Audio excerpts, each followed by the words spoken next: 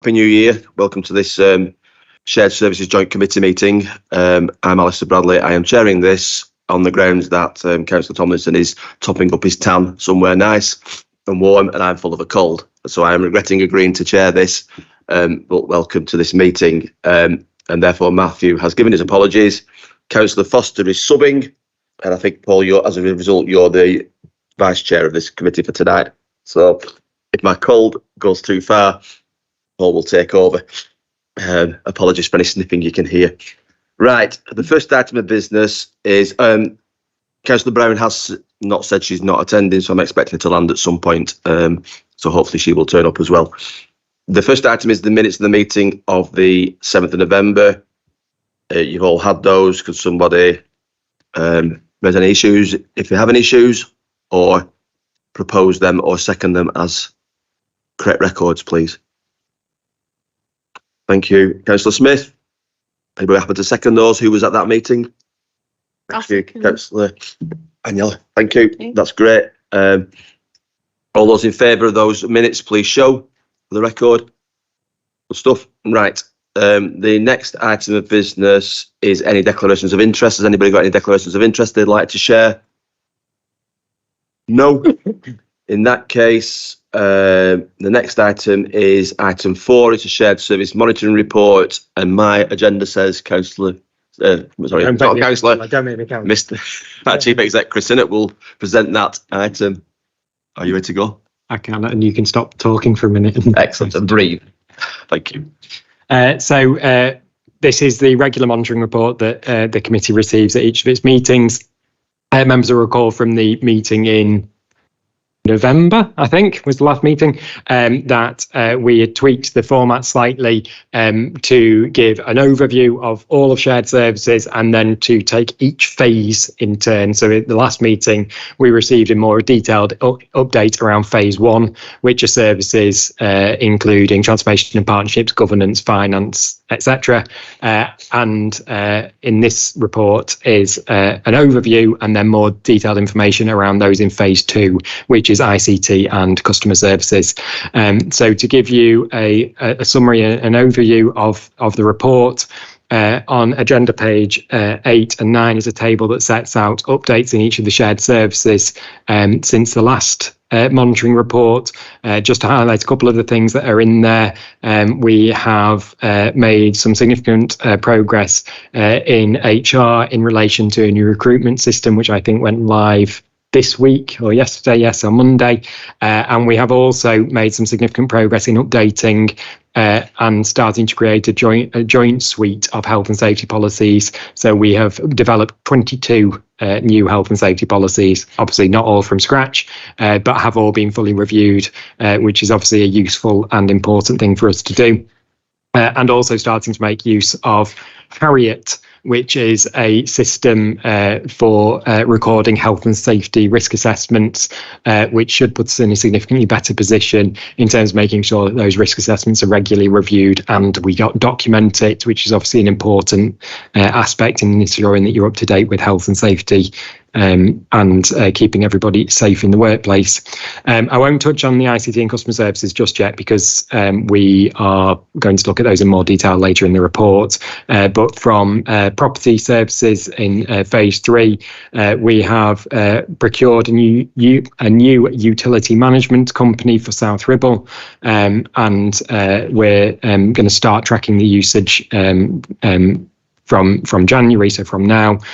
We will do a similar procurement for Chorley. The reason they weren't done jointly is just because of different timings of contracts with utilities companies, which meant it wasn't possible. And we are continuing to make progress in the civic property management system, sometimes called TechForge, including the recruitment of 2 officers who have got a fairly mammoth task of doing the data cleansing and various bits of upload work to make sure that all of our property files are properly stored and then uploaded into the system, which should put us in a significantly better position for managing both repairs, maintenance, proactive preventative maintenance, and also leases renewals, rent reviews and things like that. The financial overview is pretty much is the same as in previous reports, because we've not actually made any changes that have been implemented that have brought about any increase in savings. The risks are set out in the tables on agenda page 12 onwards. Just to highlight, we have increased the risk for risk number 6, which is different levels of future budgets for shared services across both councils. We've increased that because, as has been fairly well documented across the press nationally, local government, local councils are finding this set of budget setting even more challenging than perhaps the previous challenging decade has been, and so it is a risk. It does remain relatively low because actually, whilst the two councils face different pressures in terms of budgets, both councils are at a stage where actually they are still able to plan effectively for the forthcoming year. We obviously have a shared Section 151 officer who's able to make that judgment around. I think there was a question asked at one of the council meetings about what happens if one council has to issue a Section 114. We don't have any view that that is going to be happening at either Chorley or South Ribble within our foreseeable future at this point. It doesn't mean that setting a budget isn't going to be challenging, but does mean that we're not in the space that some other councils unfortunately are across the country. And then the report from agenda page 14 moves on to more focus on the phase 2 services, which is ICT and customer services. With a reminder of the savings that were achieved of £81,000 for shared ICT and around £300,000 for shared customer services. We then did make use of some reserves to fund customer services apprenticeships of £136,000 a year. We have then, since the shared service has been created, been doing a lot of work both around recruitment, training, which has been fairly well rehearsed at this committee, but also around policies and processes to align them, to review them, to make sure that they're working the best way for the councils and also importantly for our customers. And there's some examples of that within the report. One that I would particularly highlight is the introduction of new modules within the revenues and benefits system, which includes significant elements of automation. That means that our staff are able to concentrate more on actually processing those more complex cases and providing support to our residents, whilst the system itself can do the more routine elements of checking data and ensuring that people get their benefits paid efficiently. In terms of ICT, I think we have discussed this, and we might have discussed this last meeting. We have done some significant piece of work, including rolling out new kit. As Asim will probably say, we've successfully completed it. We now need to start again because technology moves on. And yes, and he's just indicated he'll want more money at some point for it. But the reality is that every 5 or so years, you need to make sure that you are keeping on top of your technology. But we have made progress in hardware, as I say. We've made progress in software with a continuing move to the cloud with our systems. An example given in the report is the mod.gov system, where both councils now have the systems managed within the cloud. That gives us 2 advantages. One is that we don't have to pay for on-premise servers, as is referred to, which costs money, but it also increases the risks to us because we have to manage that ourselves. Whereas when it's managed externally in the cloud by mod.gov, it is their responsibility to manage that for us. And then another example I would give, and I think I gave the last one, is things like the telephony system, which means that when we've had issues around outages, the unavailability of this building or outages, I think we've had at least once where a telephone exchange in Chorley went down and therefore external calls weren't coming in. We were able to route calls to the alternate location so that we could continue to support our customers. The table set out from agenda page 16 onwards just gives some more details around the delivery of the development plans that were set out. I won't go through them in detail, but we are continuing to deliver those that are not yet completely delivered. And then finally, key indicator performance for customer services and ICT is set out in the appendix on agenda page 23 and 24. We have one indicator which is off track, which is for South Ribble. Number of service requests or percentage of service requests received via self-service channels is at 37.5% against a target of 40. Is relatively a small amount in terms of being off target. It is also a significant increase from last year, where we've increased by over 7% of transactions. That's important, not because we want to close off channels to people, but it's important because actually it means that those people who are able and prefer to use online channels to complete their tasks are doing so, which frees up resource to be able to provide support potentially to people who are more vulnerable and need more support via face-to-face or telephone. And I'll stop talking now. Oh, yeah. Bradley. Okay, thank you for that. Right, thank you, Chris. And I was remiss in not mentioning the fact that Caroline Wolfenden's with us, who's our new Director of Change and Delivery, on her second day in post. So And a second evening meeting. And we'll be picking up all the issues that come out of this meeting. So welcome, Caroline. And I should have got everybody to introduce themselves, but they got big name cards in front of them, and I'll test you later by mixing them up. Okay. My first comment is on the last item, Chris.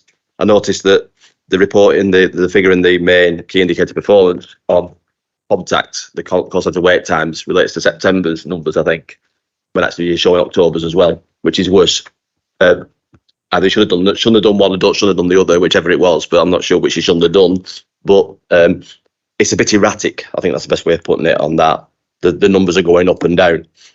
I understand that they're not going to be wholly consistent, but I think most people on this grouping, given the history, would have liked to see a steady progression upwards in performance and not it going up and then coming back down again. So do you or Asim or anybody else want to comment on that first, if that's okay?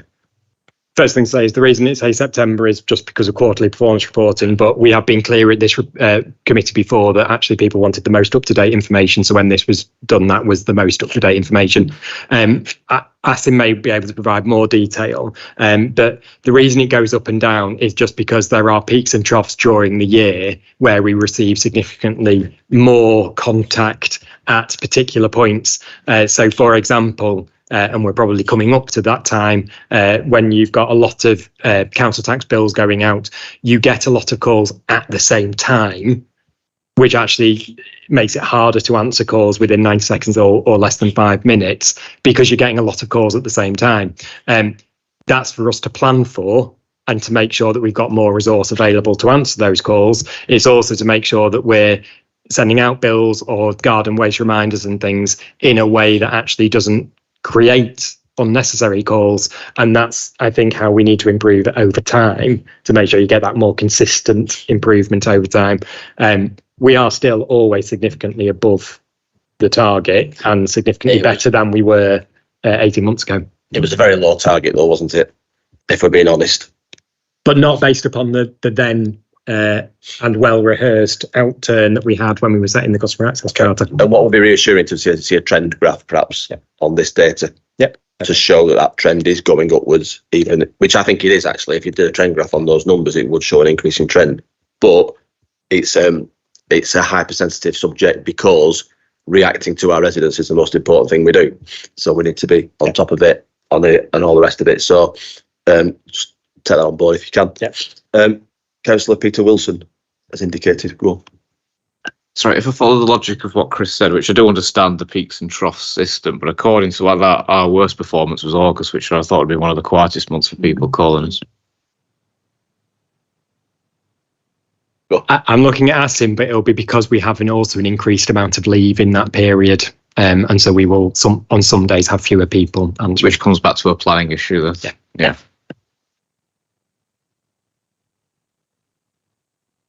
Any other questions or comments on that report that anybody's got? Margaret? Thank you. It's on page 8 where it talks about the communication and visitor economy. And on the minutes of the last meeting, we did discuss about having the income and expenditure from some of our buildings, particularly Worden Hall, over the last 12 months. Will that be ready for the next meeting? Hopefully. Yeah, we are, the finance team, we're just working on it. It is difficult in terms of the expenditure because it falls across quite a lot of different budget heads in different ways, particularly at the moment as it's been getting set up at Worden, where it isn't a single Worden budget. There is a property element, a leasing element, the kind of halls and activities. So yes, we'll continue to pull that together. Continuing on the same theme of finance, if I may, on page 10, we talk about the financial overview of 1.6 million saved, 900,000 at Chorley and 700 at South Ribble. That figure we've seen now for, I don't know how many reports that have come through.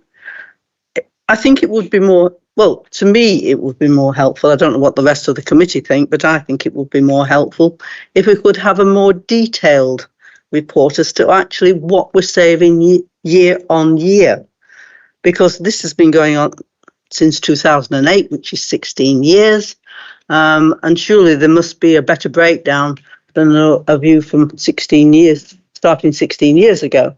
And I think it would be helpful. And also when we get on the paperwork talking about, say, ICT and how much we're going to save, that is when it was originally put forward. Since then, we've probably recruited different people and different positions have had to be filled.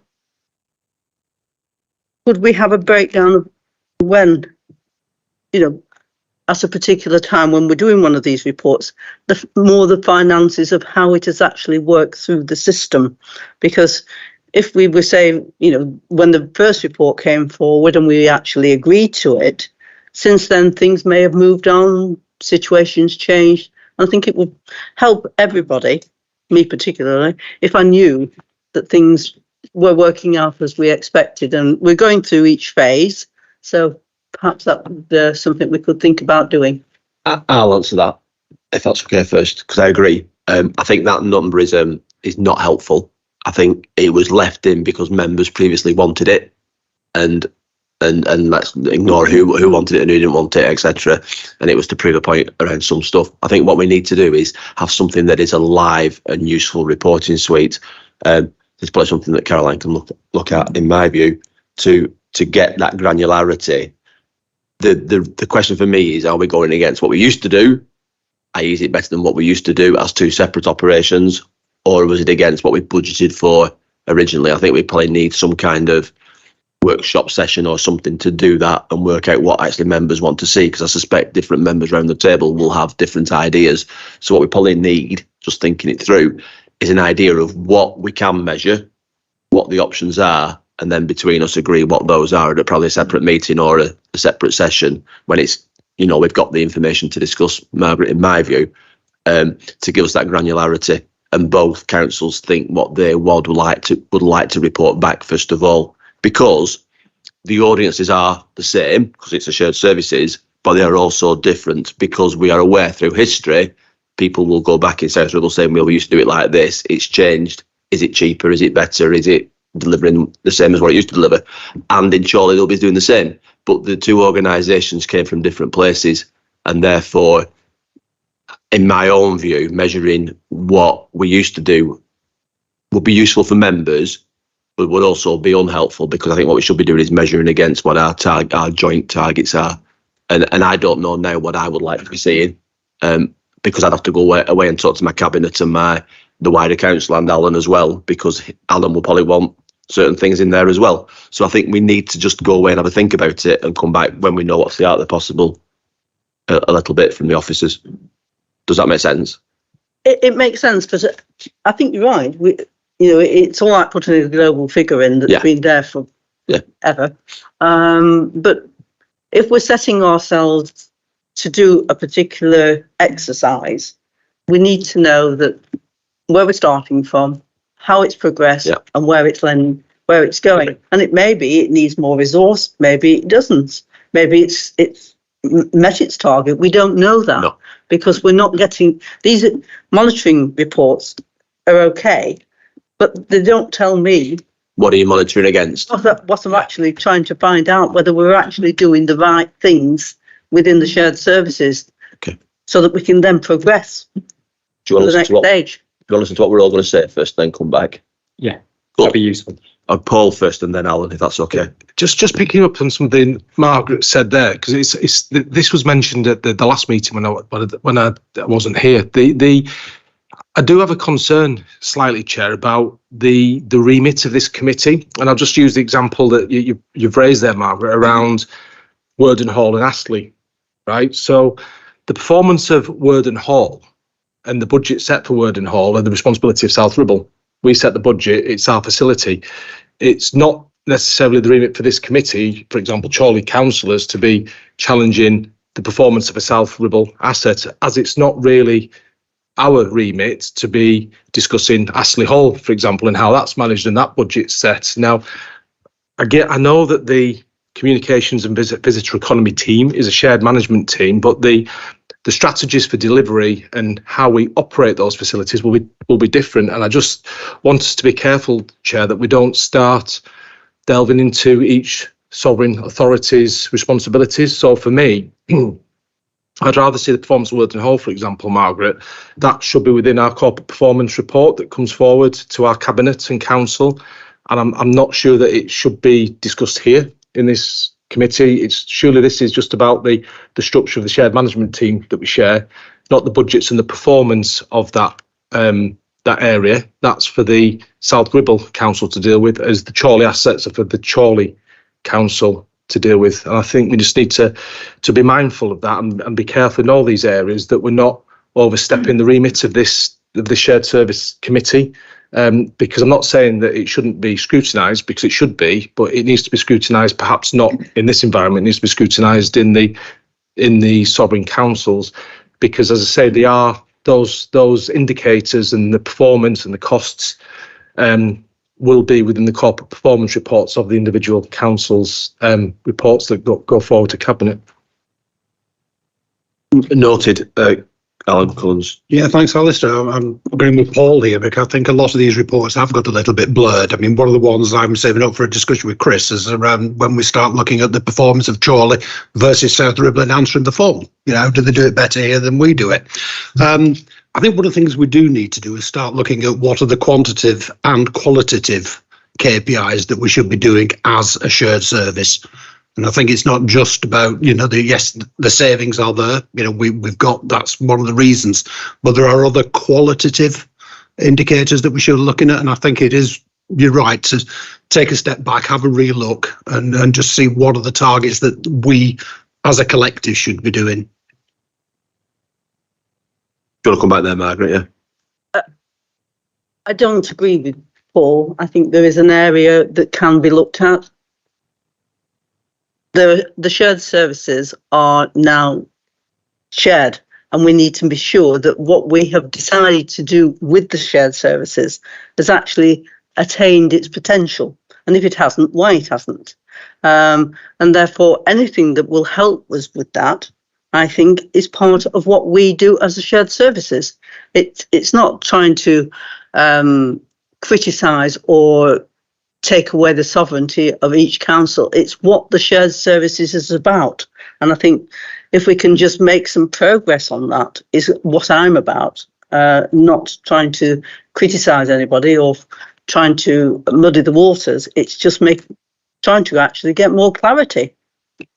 Understood. If I could, do you want to come back, Paul, very, very briefly, because I want to try to summarize where we're at to, or bring other people in. We've got to remember, Chair, that the shared service is not the asset. The shared service is the management team, not the asset. So if anybody else wants to come in, by all means do. But my own view on this discussion is, right, Astley Hall, Worden Hall, we're both very interested in our own individual assets and how good they're performing, because they are owned and operated by our residents or on their behalf by us, yeah. So we are obviously going to be more interested in Astley Hall than we are in Worden Hall and vice versa. But we are both interested in are they both doing well? Are they both doing badly? I think it'd be more concerning. Or is one doing well and one doing badly, and why? And therefore, what's being done differently? So that's what we're trying to do, which then feeds in back to each individual sovereign council. And that's, I think, so we need that wider view, which is, are our management doing well in those areas? And then the issue of the individual asset is down to the individual asset. I think that's doable, personally, under a top-level dashboard that says, how is that directorate performing against its targets?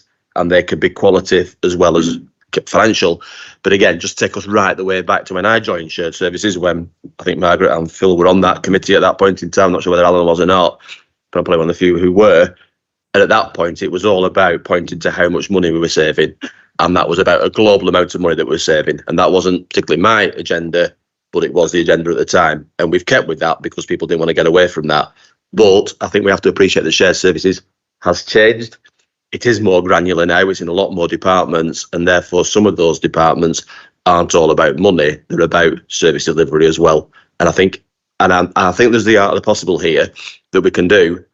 And then at that point, it's up to this committee and the two sovereign councils to decide how much they're happy to share or not share or discuss or not discuss in this environment. Because ultimately, the money doesn't come out of Worden Hall to us. In Chorley, as I understand it, it sticks within South Ribble, but the management of that is a shared cost. And if one side's getting more than the other, there has to be a levelling up of that. And the cost split is detailed in this report, where there are unbalanced cost splits. But if performance is different in one area than another, I think we'd all want to know why, Paul. And I think that's where we're at. And I think, go on. I don't think it's this committee's remit to be looking at the detailed budgets of each sovereign councils, because, and let me give you an example, I'm not going to sit here and criticise or challenge decisions that the Chorley councillors have made with how they run Astley Hall, for example. We'll just use Astley and Worden as an example because it was raised. But Chorley Council, the executive, may wish to operate Astley Hall, for example, in a completely different model to how we wish to manage Worden Park or Worden Hall, for example. I think we just need to be careful that if it's about the general performance and the management structure, fine, but we need to be careful where this committee starts delving into budget performance of the individual assets. And I'm not just on about these two, I'm on about across the board, because you may want to start looking, it just opens up all sorts of other potential issues, Chair, for all property and assets, ICT, customer services. We operate a completely different customer service model here than they do at Chorley, for example. And I'm not saying don't do it. I'm saying we just need to be careful how far we do go with it, because the individual responsibility for performance is the two individual cabinets. And to help you, Councillor Foster, sorry, my head's blown at the moment. At the last meeting, when Councillor Smith raised this, Councillor Tomlinson did say that was a matter for South Ribble. And it's not minuted as that, but it's minuted that the matter was raised at the last meeting. And I think that, and from memory, because I sat next to him when he said it, that's what Matthew said. He said, that's a matter for South Ribble. Now you've come back and said it again and explained the reasons as to why you think it should be discussed, because it's one management team. And it again refers to that in these minutes. So what we need to do is come up with a way that does those two things and diverts those discussions back to the sovereign councils. I think we're quite capable of doing that in this room. So let's do it. You've heard the opinions, Chris. So I would gently remind the committee that actually this monitoring report was based upon the feedback received, and particularly in relation to financial savings. We have, and they haven't changed. Councillor Smith is absolutely right. They haven't changed because actually we haven't brought forward proposals that have made savings in that form for some time. But we have had to this committee within the last 18 months or so a fairly detailed breakdown. It all is based upon having a benchmark of how much did it cost the councils when they operated two sovereign functions. You are right, Councillor Smith, things then move on, but the benchmark was against how much did it cost us to deliver separate HR functions, it now costs us this, and therefore there's this saving. I do wonder, though, from the discussion, whether, and it was mentioned around by Councillor Collins around the potential of agreeing, well, what could be the qualitative and quantitative measures that we might look at around the success. I do wonder whether there might be a useful exercise undertaken, and we can put some thoughts together around it to look at the terms of reference for this committee, and from that, what gets reported to it, because prior to the most recent expansion of shared services from 2019 onwards, the Shared Services Joint Committee had got into a rhythm about what information it received and what it discussed, based upon having a relatively narrow set of services that were shared in finance and assurance services. It has then gone through 4 and a bit years of actually being very much focused on the change and agreeing which services are coming in, how are they coming in, what will that look like, what will the split look like.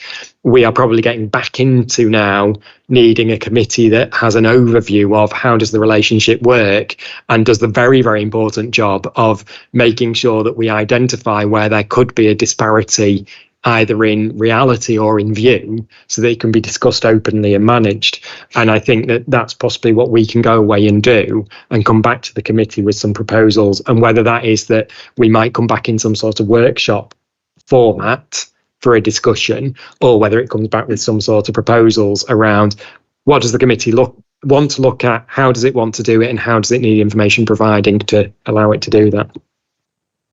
Alan Collins. Yeah, thanks, Alistair. Probably just to help Chris would be a good starting point, and we look at the job descriptions there of shared service. What is their remit?